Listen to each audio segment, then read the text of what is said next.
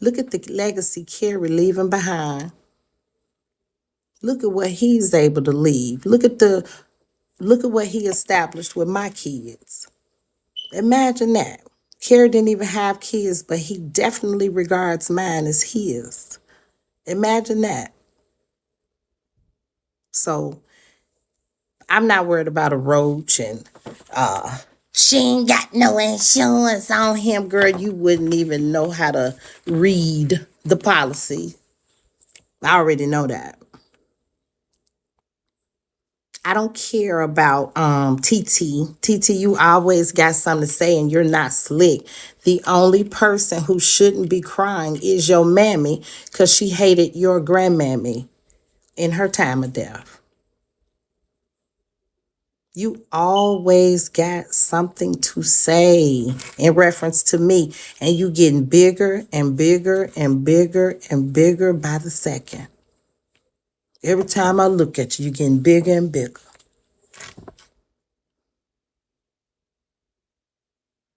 You don't have nothing to say by me and Kerry, boo. I allowed you to see what you saw here. That's it. That's what you got.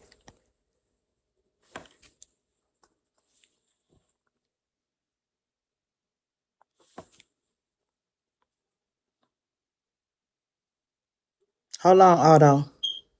Tell Otto, hold on. I just tell him, hold on for me. That's what you got, boo. That's it. Whatever me and Kerry allowed you to see is all you got. You wasn't allowed to see anymore.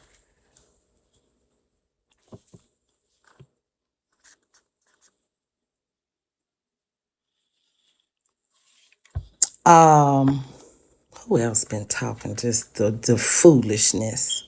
Just the sheer foolishness. Ghetto, sheer foolishness. And I guarantee you, if they pass away right now, their family would be passing around the red cup. They wouldn't be able to move. They wouldn't know what to do. See what happened to Kerry, and it could happen to anybody. Anybody could just be riding down the street. Yep, China Red, thank you. Her. She worried about Kerry policy. Somebody else who had a full set of teeth in their mouth. Her mama died with nothing. Out there stinking, sitting on their front, out there in the hot, in a full jogging suit. Mouth stinking, teeth, none, nowhere in sight. Kerry died with a full teeth, set of teeth in his mouth, not one missing.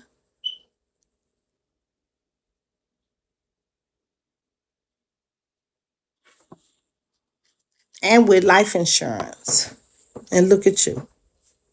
You sat out here and lied about and bragged about how much policy your mama was leaving you like the ghetto mess you are. Ain't used to nothing. She leaving me 90,000. She didn't leave you nothing. All the way to the point where today you had to change your whole story. Now she out here saying, I never said she was leaving me nothing. Yes, you did. Ignorant. Yes, you did. That's all you kept saying was how that woman was leaving you something. She didn't have nothing to leave you. She didn't even get her mouth fixed. Any woman with dignity ain't gonna walk around like that. You can't pay my mama to walk around like that. But I ain't comparing my mama to you. We know you're trash. We know your mama was trash. I said it then and I said it now. Long live Kerry, and your mama still trash. She died with, you didn't even have the decency to get her a plate and so she can walk around and be smiling and be looking like something. She wasn't that old. You know, usually old women, 80s and 90s ain't gonna worry about it. But that woman, she wasn't that old.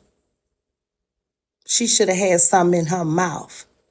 Especially since you claim y'all got a cousin that, everybody they cousin that do implants. Well, where was Arlene's? So she another one. She can't talk to me. Frenchie died right now. He don't have nothing but a DOC number. Him and Josh in the same boat. Don't have nothing. Nothing. Don't have nothing but a DOC number. Imagine that. Imagine not accomplishing nothing in life. Nothing. Nothing. Name one thing Frenchie have accomplished that's honorable. That we could hear lies today, Mr. Frenchie. We at the funeral. We reading off his accomplishments and his obituary. What could we read off for Frenchie?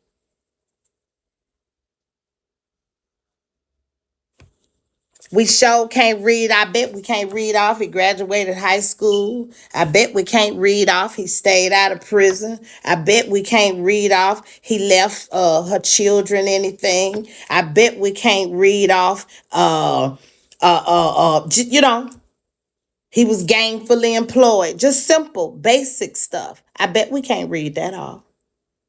I bet you that is not what his obituary gonna say. I bet you his obituary gonna say some ignorant shit. How he sold drugs. And they love to see him coming down at the corner store. Y'all hoes mad at me because I know it's a difference. Like, stop.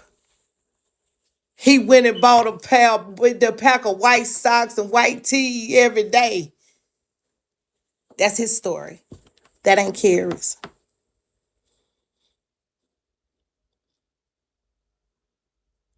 I couldn't even imagine that being my man's story. Huh.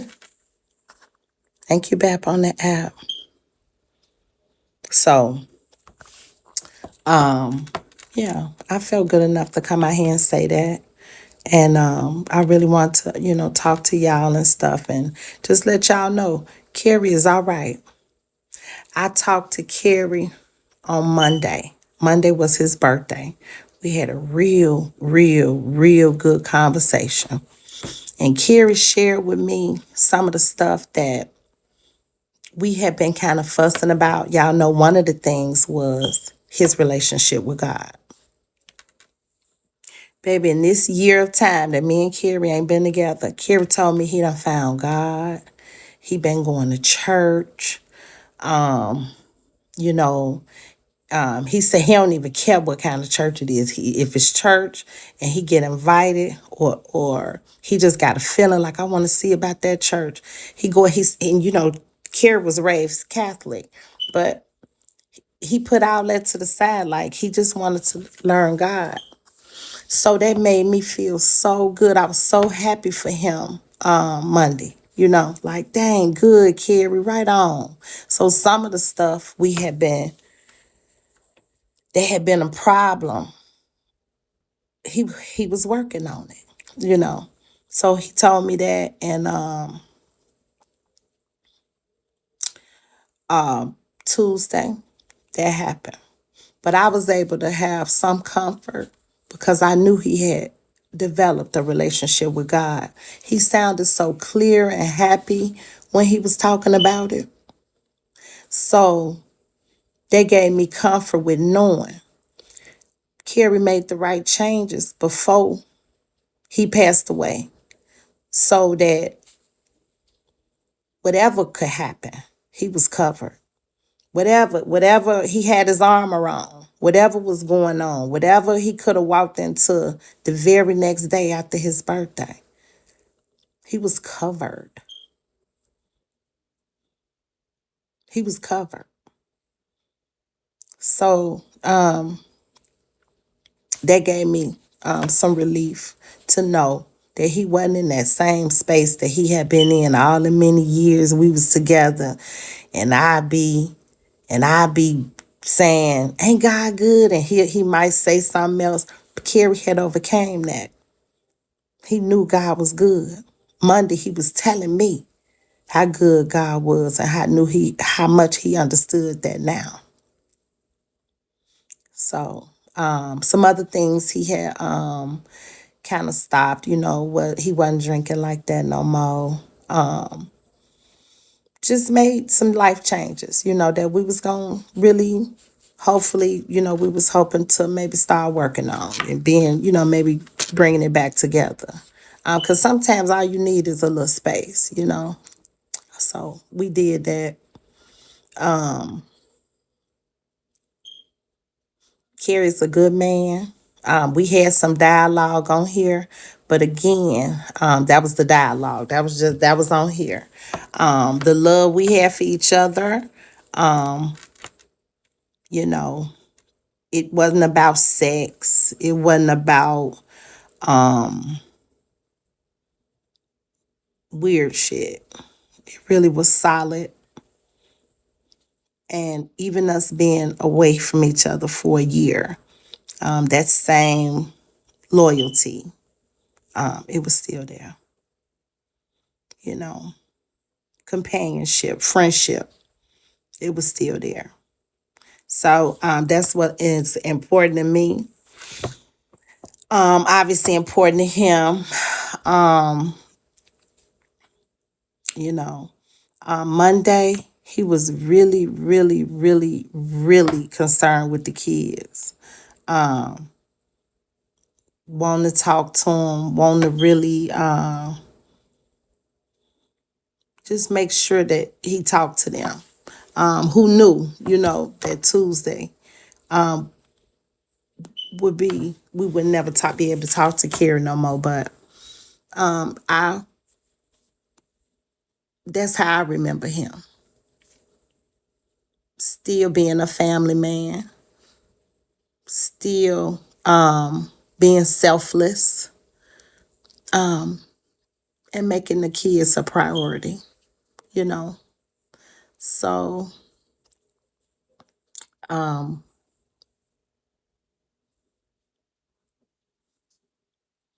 he still wore his ring. I still wear my ring. See, it ain't no bitch on his business what our connection is. You know,